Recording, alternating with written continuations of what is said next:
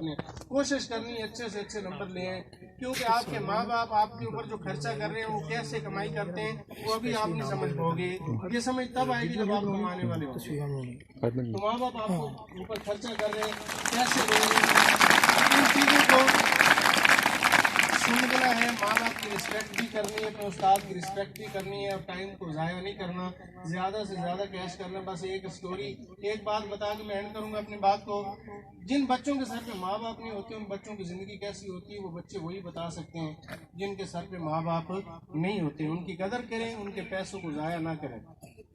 چند مثالوں سے سمجھاتا ہوں ان بچوں کی زندگی کیسی ہوتی ہے جن کے سر پہ ماں باپ نہیں ہوتے۔ آپ کو اپنے آپ کو سنسیئر کرنا ہوگا، تھوڑا اپنے آپ کو سنسیئر کرنا ہے، ان کی کمائی کو ضائع نہیں کرنا ہے، وقت کو ضائع نہیں کرنا۔ جن بچوں کے سر پہ باپ نہیں ہوتے وہ اسکول نہیں آتے، وہ ورک شاپوں میں موٹر سائیکل ٹھیک کرتے۔ جن بچوں کے سر پہ باپ نہیں ہوتے وہ سکول نہیں آتے، وہ کسی چائے کی دکان پہ جا کے چائے بیچا کرتے ہیں۔ تو آپ کا باپ اگر آپ کو اسکول بھیجتا ہے اس کے پیچھے اس کی کتنی محنت ہے وہ آپ سمجھ سکتے ہیں۔ جن بچوں کے سر پہ باپ نہیں ہوتے وہ اصل ٹائم گراؤنڈ میں کھیلنے نہیں جاتے، اس گراؤنڈ میں جہاں بچے کھیل رہے ہوتے ہیں۔ جن بچوں کے سر پہ باپ ہوتے ہیں اور وہ کھیل رہے ہوتے ہیں، اور جن بچوں کے سر پہ باپ نہیں ہوتے اسی گراؤنڈ میں جا کے ٹافیاں بیچ رہے ہوتے ہیں۔ تو اگر آج آپ انجوائے کر رہے ہیں، آپ کے پاس سارا کچھ ہے، وہ کس وجہ سے؟ وہ باپ اور ماں کی ہستی کی وجہ سے ہے۔ ان کی قدر کرو۔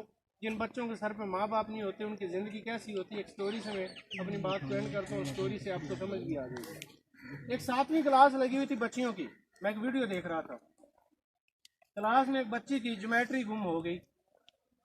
اس نے کہا جی میری جیومیٹری چوری ہو گئی ہے۔ تو ٹیچر نے کہا جی اپنے اپنے بیگ چیک کرواؤ۔ ٹیچر نے بیگ چیک کرنے شروع کیے۔ ایک بچی تھی اس نے اپنا بیگ اٹھا کے سینے سے لگا لیا اور اس نے کہا میں اپنا بیگ چیک نہیں کرواؤں گی۔ ٹیچر نے کہا اس کا مطلب جیومیٹری تو نے چوری کی ہے؟ اس نے کہا جی نہیں میں چور نہیں ہوں، میں نے جیومیٹری نہیں اٹھائی، لیکن میں اپنا بیگ نہیں چیک کرواؤں گی۔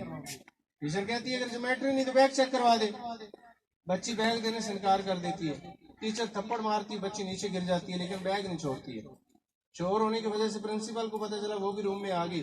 اس نے آگے پوچھا کیا شور مچایا ہوا ہے؟ کہتی بیگ چیک کرنا چاہ رہی ہوں، بیگ نہیں چیک کروا رہی ہے۔ تو پرنسپل بڑے پیار سے کہتی بیٹا بیگ چیک کروا دے۔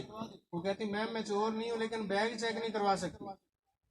وہ کہتی ہے تو بیگ چیک کروانا ہوگا۔ تو بچی کہتی میم اگر بیگ چیک کرنا ہی ہے تو دوسرے روم میں لے جا کے میرا بیگ چیک کرو، میری دوستوں کے سامنے میرا بیگ نہ چیک کرو۔ ٹیچر دوسرے روم میں لے کے چلے گی۔